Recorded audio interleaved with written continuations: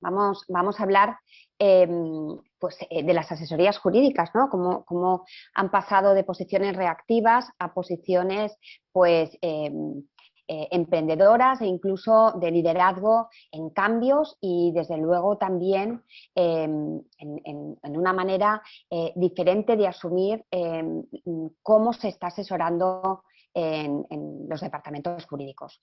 Yo os diría que vamos a tener que ir muy justos de tiempo, vamos a tener que acabar muy puntuales, pero yo creo que merece la pena pues, explicar un poco que las asesorías jurídicas se están sofisticando cada vez más en cuanto a las necesidades de alinearse con la estrategia de la compañía. Deben ser más eficientes, encontrar indicadores, formar adecuadamente a su gente, gestionar y seleccionar a sus proveedores y arrojar unos reportings cuantitativos como cualquier otro departamento. Todo eso lo engloba lo que son las operaciones legales, lo que es la gestión, que está cambiando la manera de asesorar. Y para ello tenemos la suerte de contar con ponentes de excepción. En primer lugar, presento a Ana Bayó. Ana es actualmente la directora de la asesoría jurídica, patentes y compliance de Bayer para España y Portugal, así como secretaria del Consejo. Bayer, como sabéis, no es solo una reconocida multinacional farmacéutica, sino que también está presente en el ámbito de las OTCs, complementos alimenticios, cosméticos, y también en la propia alimentación.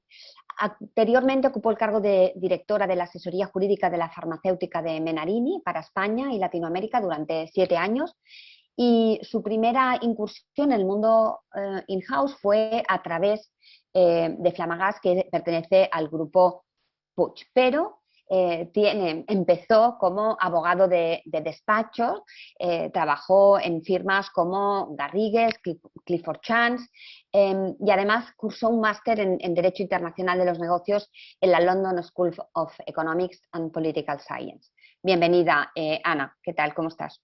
Muchas gracias, Eugenia. Un placer estar aquí. También tenemos con nosotros a José Luis Velázquez. José Luis es licenciado por la Universidad de Oviedo y máster en prevención de riesgos laborales por la misma universidad. Lleva más de 20 años trabajando en FREMAP, mutua colaboradora con la Seguridad Social, líder en España, de los cuales estos últimos 11 años desempeñando su cargo de coordinador nacional de la asesoría jurídica de prestaciones. Ha pasado por todos los estamentos de la empresa. Dice que le sigue apasionando su trabajo como abogado, ¿no? Y de hecho aún continúa celebrando juicios en representación de su empresa. Y lo hace no solo para perder la perspectiva profesional, sino también considera que es importante para coordinar los letrados de manera correcta. Y también quieren transmitirle esa pasión por el trabajo de abogado y por lo que hace, ¿no? En el ámbito de la gestión, pues cree que la formación es un factor clave y además cree que la parte técnica jurídica también debe ir acompañada de la formación en materia de inteligencia emocional y comunicación. Competencias que desde luego son esas nuevas competencias que estamos valorando. Además tiene su componente como profesor de varios másteres de responsabilidad civil y prevención de riesgos laborales para la Universidad Carlos III y la Universidad de Alicante y es ponente actual en congresos, webinars sobre jurisprudencia en materia de prestaciones de la seguridad social. También participa activamente en la preparación de ponencias en materia de comunicación, oratoria, inteligencia emocional. Y por último, aunque no menos importante, tenemos con nosotros a Javier Gómez Ferrer. Me hace mucha gracia porque en su currículum pone su año de nacimiento con un guión y dice hasta cuando se tercie. Hola, Javier. Tras aprobar en el 2006 las oposiciones al Cuerpo de Abogados del Estado, ejerció como tal, primero en las plazas de Valencia y luego en Teruel, donde ostentó la jefatura, y luego solo en Valencia, donde se especializó en asesoramiento a entidades públicas, contencioso administrativo y derecho penal económico. Fue coordinador del área penal en la Comunidad de Valencia hasta el 2018.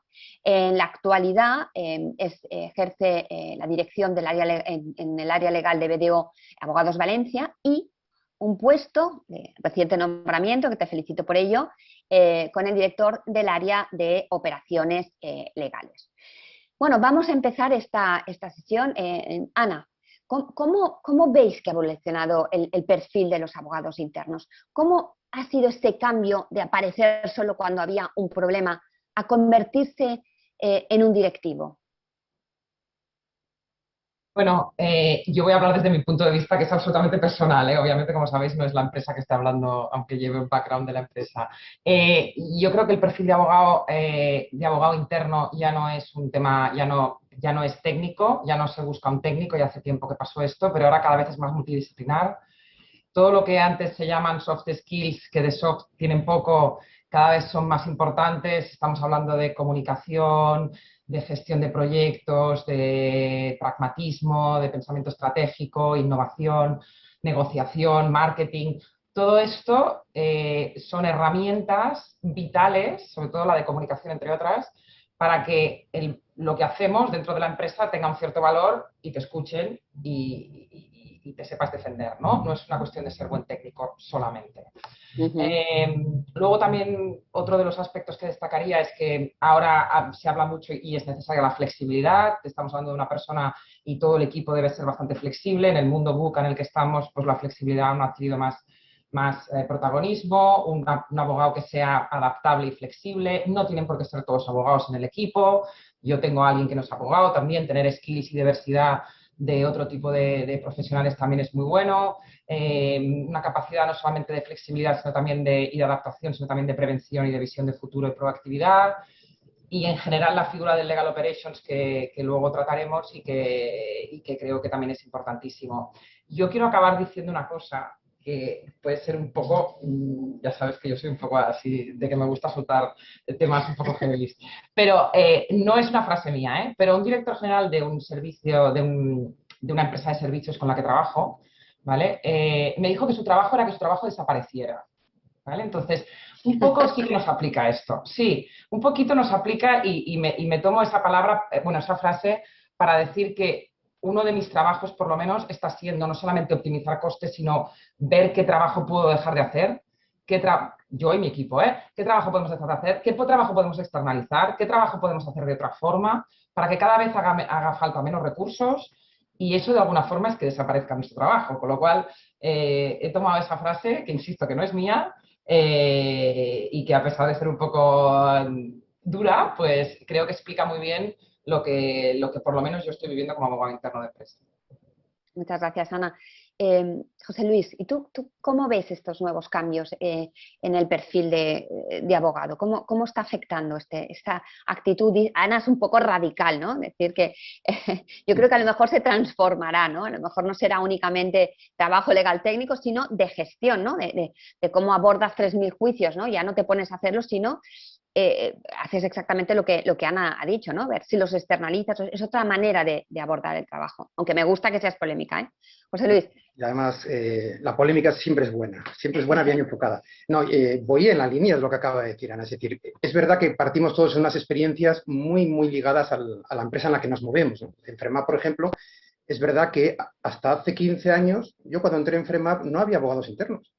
Una empresa que es líder en su sector, la primera mutua del país, con 4.000 empleados, no tenía abogados internos. Y tomamos una decisión, yo creo, acertada, de, a través de un proceso de promoción interna, coger talento dentro de la empresa, licenciados en Derecho, y promocionarles y formarles. Por eso la formación, yo lo decía antes en la bio que te envié, fue esencial para introducir la figura del abogado in-house en FREMAP.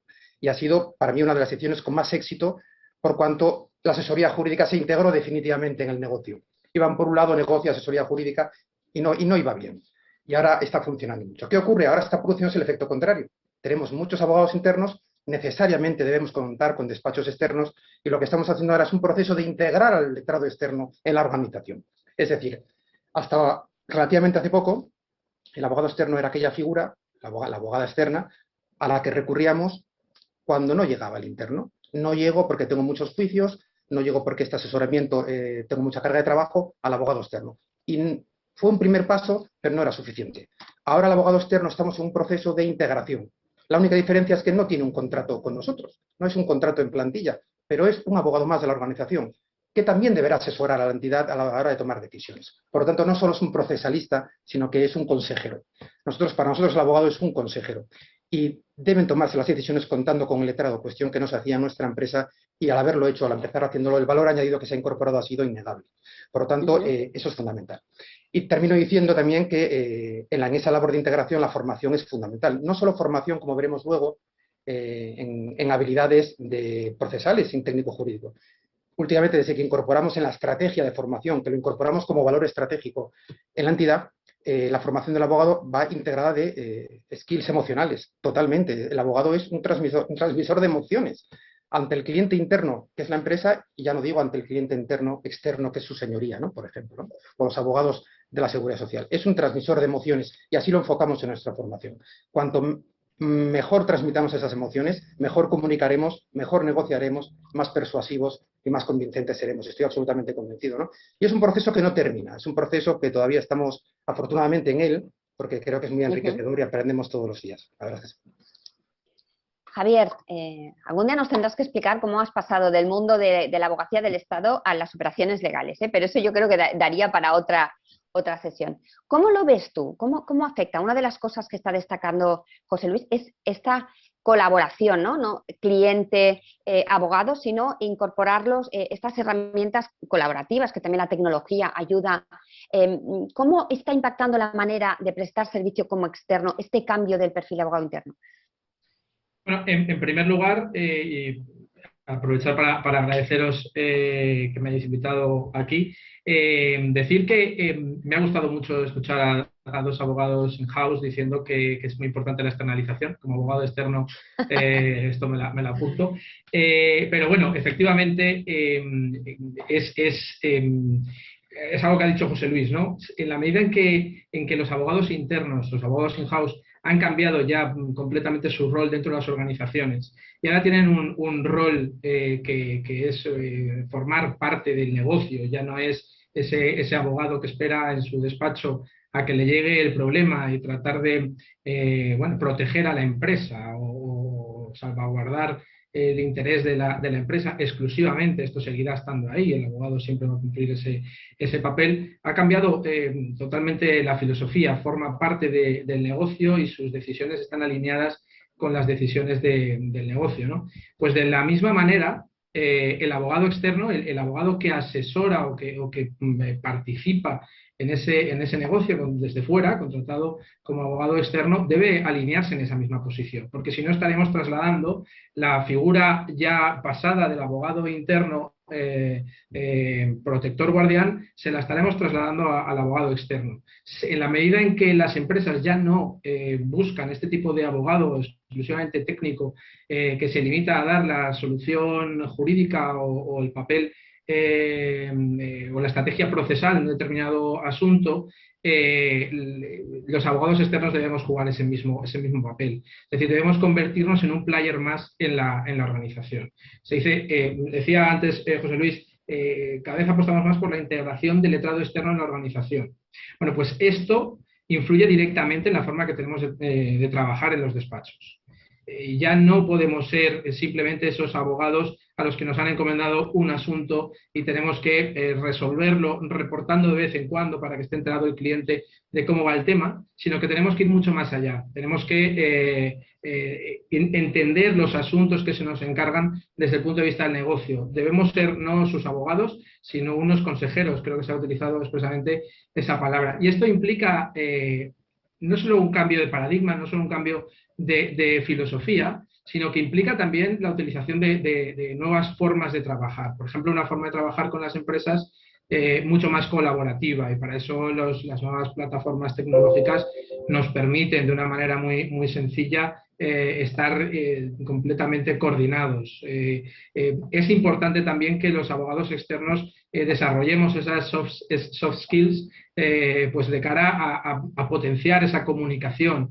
Pues a lo mejor nos van a pedir que seamos capaces de reportar a la empresa cuál está siendo el trabajo, cuál es nuestro consejo, pero desde el punto de vista o en la forma de comunicar que deberíamos tener con la empresa y no con otro colega abogado al que a lo mejor le transmitimos las cosas con un lenguaje muy diferente, pero que no es operativo o el que necesita el consejo de administración, ¿no? de la empresa. Todas estas cosas, desde el punto de vista de los abogados externos, es necesario que las adaptemos. Si están evolucionando los abogados in-house, nosotros tenemos que evolucionar con ellos, porque si no nos quedamos fuera del juego. Desde luego, en el último informe de Future Ready Lawyer de Wolters Kluwer, de hecho, las herramientas que se preveía más inversión post pandemia, es este informe, son justamente las herramientas colaborativas, ¿no? que permitan entre los propios equipos y con los abogados externos colaborar de una manera eficiente, ¿no? El foco está en la eficiencia. Pero Ana, ¿cómo ves? ¿Cuáles son los skills más demandados ahora en este perfil de abogado, digamos, de esta nueva era, como se ha convenido llamarlo? Bueno, a ver, depende de la empresa, los skills, yo voy a hablar de cómo está mi empresa ahora mismo o de la situación del sector farma. Es muy distinto trabajar en un sector regulado que trabajar en un sector no regulado, lo digo porque yo estuve antes en un sector no regulado en el que obviamente el abogado, como decía José Luis, no se consideraba como algo, se considera como algo externalizable y que no debería ni estar, o sea, que costó que de alguna forma fuera parte de la empresa. Entonces, cuando ya han pasado esa fase y obviamente una empresa que está regulada, un sector regulado, el tema reputacional y si encima está en bolsa, ya no te quiero contar, pues es fundamental y el abogado ya está metido en el negocio desde el principio en todos los proyectos. Aquí hay un tema del lenguaje, como comentaba Javier. El abogado tiene que entender lo que es una cuenta de resultados, tiene que saber hablar un lenguaje sencillo, operacional, hablar de valoración de riesgos, tiene que saber hablar de probabilidad, por lo menos a mí es lo que me exigen y lo que yo veo. Tiene que hablar de soluciones innovadoras, no solamente de esto. Ya no es una cuestión de se puede, no se puede, hay estos riesgos. No, búscame una solución innovadora, búscala. Búscate la vida, búscala. Gestionar externos, hacer coaching a tus equipos, hacer crecer a tus equipos, porque incluso la gente del equipo tiene unos trainees, o sea, hacer crecer a la gente tanto interna como externamente, porque también es importante la visión externa que tenga cada uno de los profesionales que trabajan en la asesoría jurídica. Y es importante saber, y para eso va muy bien el networking, pues a qué abogados tienes que ir para cada tema, cuáles son los mejores expertos para cada asunto, saber a quién recurrir, conocerlos, porque no es lo mismo ir a alguien que no conoces que ir a alguien que conoces, que es más rápido. Por eso ese networking creo que es importante, no solamente conocerlos, sino que también te conozcan a ti, es decir, tú hacerte ver también en redes sociales y en otros lados. Como decía también, conocer procesos de automatización y simplificación, porque hay mucha historia con la simplificación, automatización en los departamentos jurídicos, es decir, ya no se pueden gestores documentales, etc. Y formas de poner en valor lo que hacemos, porque el abogado hace mucho trabajo y al final, a pesar de que ahora si encima tienes la suerte de ser secretaria de consejo y tal, pues tienes mucha visibilidad con el consejo. Obviamente ellos ven los riesgos de lo que estás haciendo, pero el resto de la organización no lo ve tanto. Entonces, ¿cómo enseñar con KPIs o como sea y a través de comunicación lo que estamos haciendo? Aquí tenemos mucho margen de mejora y yo, la primera, para explicar lo que hacemos, porque no se dan cuenta de lo que hacemos, no lo ven, no ven los riesgos que estamos manejando, no ven los ahorros de costes que estamos de esto y el tema reputacional que está en nuestras manos. Lo ven, pero no lo ven, no le dan la medida que tiene que tener, ¿no? Y eso yo creo que es algo importante. Y todo esto, pues con curiosidad, con pasión, con muchas ganas por hacer lo que uno hace y dedicándole muchas horas, que si uno tiene pasión, pues no cuesta mucho, y rodeándose de los mejores, porque también es muy importante, como decías al principio, saber a quién tienes que ir, para qué tema concreto tienes que ir, porque al final estás gestionando abogados externos y es uno de los trabajos fundamentales. Esto es una cosa muy importante que dices, que los abogados están entrenados para hacer el trabajo legal que se les pone encima de la mesa, no para reportarlo y, por tanto, mejorar la percepción de valor, ¿no? Yo creo que eso es una cosa en común con los departamentos jurídicos, ¿no? Que no saben vender, entre comillas, ese trabajo. José Luis, ¿qué skills consideras tú que en este nuevo perfil son necesarios y complementarios a los jurídico-técnico? Bueno, si Ana hablaba de una empresa, yo te felicito, Eugenia, por el elenco que has traído aquí, por los diferentes sectores que nos movemos, que has dado en el clavo de un sector regulado a un sector eminentemente privado, a un sector como el nuestro, que somos el sector público estatal. Javier, que como experto abogado del Estado, sabe perfectamente la especial naturaleza jurídica que tienen las mutuas, ¿no? Somos una asociación privada de empresarios, pero que manejamos fondos públicos y estamos dentro del sector público estatal. Ni somos administración pública, pero ojo, que nos pueden despedir porque somos personal privado, ¿no? Nuestros sueldos están en los presupuestos generales del Estado, etcétera, etcétera, etcétera, ajustados al Plan General de Contabilidad e intervenidos por la Intervención General de la Seguridad Social. Por tanto, con todos estos componentes, la imaginación que hay que echarle para diseñar una asesoría jurídica, creativa, apasionada y que incorpore un valor añadido en la gestión de los fondos públicos, pues es complicado, ¿no? Es complicado, pero lo estamos haciendo. ¿Y cómo lo estamos haciendo? Pues en primer lugar, sabiendo que lo que tiene que conocer, hablando del abogado externo, hay una frase muy bonita de Sonia Franco, que intervino en el taller anterior, y decía que el abogado externo es una empresa, no debemos olvidar que es una empresa, pero es nuestra empresa, es mi empresa cuando yo le contrato. No es alguien ajeno, no tiene una empresa que va a trabajar para la mía. Debemos intentar que sea nuestra empresa y, por tanto, participe activamente en la misma. Por tanto, ¿qué skills deben tener un abogado en la empresa en la que yo trabajo? Considero importante. En primer lugar, se le presupone el conocimiento técnico. De hecho, tenemos una formación de entrada, yo creo que también envidiable en el resto del sector, porque realmente están 4 meses antes de entrar entran con un título universitario, económicas, derecho empresariales, y concretamente los que van a ser jurídicos entran de gestores de prestaciones, no son abogados todavía, ¿no? Pasado un tiempo por méritos, hacen un concurso oposición y luego tienen una formación ya como letrados dentro de la empresa de 6 meses. Hace poco el director de un despacho de Madrid me decía que no te das cuenta, José Luis, el dinero que cuesta eso en formación. Es decir, eso traducido a dinero, le está echando una formación a un empleado interno muy valiosa, ¿no? Por tanto, el conocimiento de esas facetas técnicas procesales, pero sobre todo el conocimiento de la empresa en la que vas a trabajar. El letrado externo tiene que conocer en qué empresa va a trabajar. El letrado interno ya parte con esa ventaja. Por tanto, hay que darle un conocimiento del cliente. Y un cliente que va a ser tu cliente interno al final, ¿no? Por tanto, la principal skill, ¿cuál es? Conocer tu empresa, conocer el entorno en el que te mueves, conocer a los que con los que trabajas. Tenemos informáticos, hemos incorporado a los equipos informáticos, antes hablamos de ese tema, no tiene por qué haber abogados. Desde que incorporamos a nuestro ejército de abogados a informáticos que nos sacan las castañas del fuego, tenemos ahora un componente de actuación mucho más amplio, ¿no? Mucho más versátil. Yo creo que la incorporación de otros elementos profesionales es fundamental. Y yo añadiría tener un propio cuadro de mando.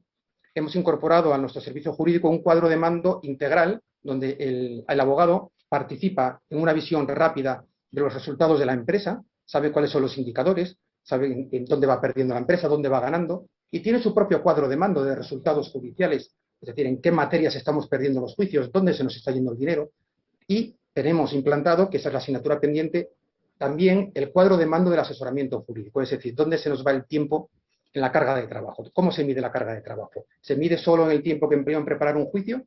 ¿O se mide en el dictamen que voy a hacer o en la consulta o en las llamadas que no he podido atender durante toda la mañana?